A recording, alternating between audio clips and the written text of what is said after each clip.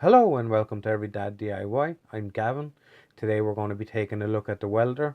We're going to see whether our fans made any difference. So stick with me and let's get started.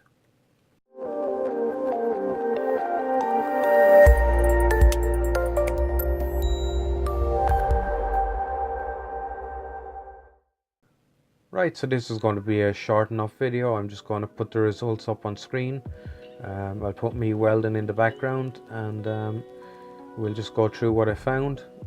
Okay, so looking at the results there, taking it out of the shed after not being welded with for a few days, the transformer has obviously cooled down a lot overnight, and then when I go to weld with it, it takes it 2 minutes and 53 seconds to reach thermal cutoff. That's with no fans or anything going.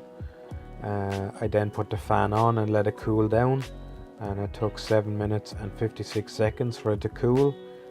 That's in comparison to 22 minutes and 51 that it's supposed to take to cool down. I then welded with the fan on and it took 1 minute 27 to reach its thermal cutoff. It then took it 8 minutes and 10 seconds to cool back down again.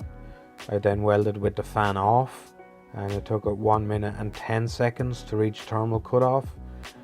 I didn't measure the cool down time after that because it was around 8 minutes, so there was no point.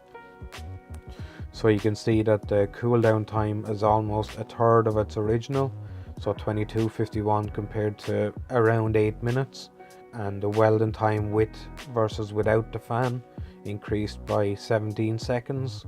Yeah, so the results are kind of a mixed bag. It did increase the welding time slightly by 17 seconds.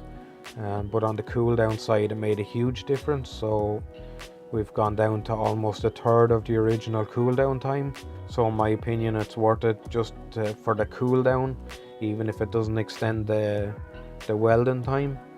Okay, so that's the conclusions I came to. I'll let you make up your own decision on whether it was a success or a failure. Thanks for watching. If you liked the video, give it a thumbs up, and if you haven't already, hit that subscribe button. See you in the next one.